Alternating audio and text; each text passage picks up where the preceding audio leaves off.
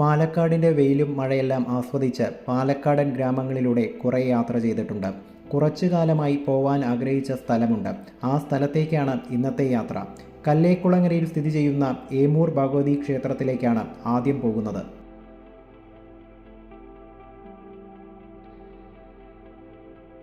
അമ്പലത്തിൻ്റെ മുന്നിലായി തന്നെ ഒരു കുളം കാണാൻ കഴിയും. നമ്മുടെ നാടിന് കിട്ടിയ ഒരു വരദാനമാണ് ഇതുപോലുള്ള കുളങ്ങൾ. എത്ര വെയിൽ വന്നാലും ഈ കുളങ്ങളൊന്നും വറ്റാറില്ല. ഇത് നല്ല രീതിയിൽ സംരക്ഷിച്ചാൽ ഈ നാടൊരിക്കലും വെള്ളത്തിനു വേണ്ടി കഷ്ടപ്പെടില്ല. നല്ല വെയിലുള്ള ഒരു ദിവസമായത്. എന്നാലും ഇവിടെയുള്ള വൻ വൃക്ഷങ്ങളുടെ സാന്നിധ്യം കാരണം അധികം ചൂട് അനുഭവപ്പെടുന്നില്ല. കുളത്തിൻ്റെ സൈഡിലൂടെയുള്ള വഴി കൂടെ നടന്നാൽ അമ്പലത്തിന് മുന്നിലെത്താൻ കഴിയും. സമയം ഉച്ചയായതിനാൽ അമ്പലത്തിനകത്ത് കയറാൻ കഴിയില്ല. അതുകൊണ്ട് തന്നെ പുറത്തുള്ള കാഴ്ചകൾ കണ്ട് നമുക്ക് പോകാം. കേരളത്തിൻ്റെ അഭിവൃദ്ധിക്കായി പരശുരാമനാൽ സൃഷ്ടിക്കപ്പെട്ട 4 അംബികാ ക്ഷേത്രങ്ങളിൽ ഒന്നാണ് കല്ലേക്കുളങ്ങര ഏമൂർ ഭഗവതി ക്ഷേത്രം. ജലത്തിൽ പ്രത്യക്ഷപ്പെട്ട അംബികയായതിനാൽ ഹേമാംബിക എന്നും അറിയപ്പെടുന്നു. പാലക്കാട് ജില്ലയിൽ അകത്തേത്തറയിലാണ് ഈ ക്ഷേത്രം സ്ഥിതി ചെയ്യുന്നത്. കന്യാകുമാരിയിൽ ബാലാംബികയായും വടകര ലോകനാർക്കാവിൽ ലോകാംബികയായും കൊല്ലൂരിൽ മൂകാംബികയായും അകത്തേത്തറയിൽ ഹേമാംബികയുമായാണ് പരശുരാമൻ പ്രതിഷ്ഠിച്ചത്.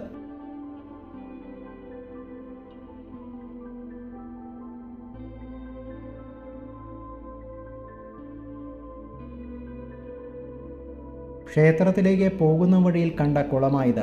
കുളത്തിലേക്ക് ഇറങ്ങാനുള്ള കടവെല്ലാം കാണുമ്പോൾ നഷ്ടപ്പെട്ടതെന്തൊക്കെയോ തിരിച്ചു കിട്ടിയൊരു പ്രതീതി. ക്ഷേത്രത്തിന് ചുറ്റും ചെടികളും മരങ്ങളും തിങ്ങി നിൽക്കുന്നതാണ് കാണാൻ കഴിയുന്നത്. വേനൽക്കാലത്ത് വന്നാൽ ഇലകളെല്ലാം പൊഴിഞ്ഞ് ഇത്രയും ഭംഗി തോന്നില്ല.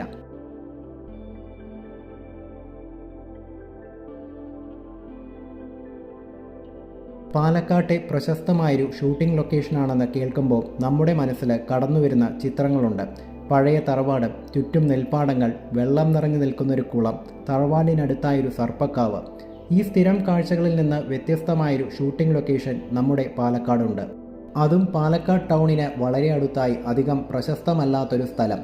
പാലക്കാട് റെയിൽവേ സ്റ്റേഷൻ്റെ തൊട്ടടുത്തായി കിടക്കുന്നൊരു സ്ഥലം. പറഞ്ഞു വരുന്നത് പഴയൊരു ക്വാറിയാണ്. അതിൽ വെള്ളം നിറഞ്ഞു നിൽക്കുന്ന പാറമടയെക്കുറിച്ചാണ്. സൂപ്പർ ഹിറ്റായ കുറേ മലയാളം ചിത്രങ്ങൾ ഇവിടെ ഷൂട്ട് ചെയ്തിട്ടുണ്ട്. കന്മദം, മീശമാധവൻ, ഇതുപോലുള്ള സ്ഥലം കണ്ടാൽ ആർക്കാണ് ഇഷ്ടപ്പെടാതിരിക്കുക. പക്ഷേ കുറച്ച് അപകടം പിടിച്ച സ്ഥലം കൂടിയാണിത്. ചന്ദമംഗലം വെറ്റ്ലാൻഡ്സ് എന്നാണ് ഗൂഗിൾ മാപ്പിൽ ഈ ലൊക്കേഷൻ കൊടുത്തിരിക്കുന്നത്. ഉപയോഗശൂന്യമായി കിടക്കുന്ന പഴയൊരു ക്വാറി.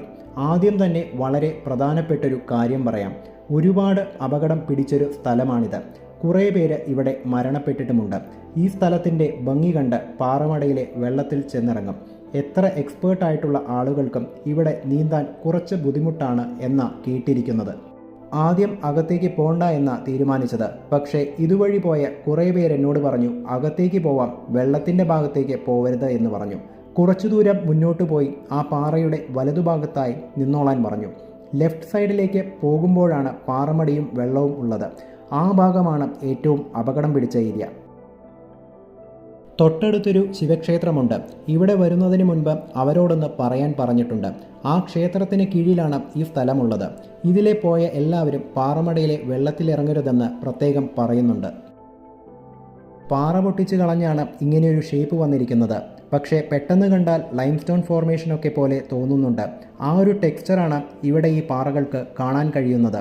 ആ വെള്ളത്തിനടുത്തൊന്നും പോവാതിരുന്നാൽ മഴക്കാലത്ത് നന്നായി ആസ്വദിക്കാൻ പറ്റിയ സ്ഥലമാണിത്. ഈ സ്ഥലം കാണാനായി വരുമ്പോൾ ഇവിടെ ഒളിഞ്ഞിരിക്കുന്ന അപകടങ്ങളിലെല്ലാം ശ്രദ്ധ വേണം. ഞാനിവിടെ വന്നപ്പോൾ ഇവിടെ കണ്ട നാട്ടുകാർ പറഞ്ഞ വഴികളിലൂടെ നടന്നു മാത്രമാണ് ഞാനിവിടുത്തെ വീഡിയോസ് എല്ലാം എടുത്തിരിക്കുന്നത്. വെള്ളത്തിനടുത്തേക്ക് പോവരുത് എന്ന് ഒന്നിലധികം ആളുകൾ എന്നോട് തറപ്പിച്ചു പറഞ്ഞു. കഴിഞ്ഞ വേനൽക്കാലത്താണ് എനിക്ക് ഈ സ്ഥലത്തെക്കുറിച്ച് അറിയാനിടയായത്.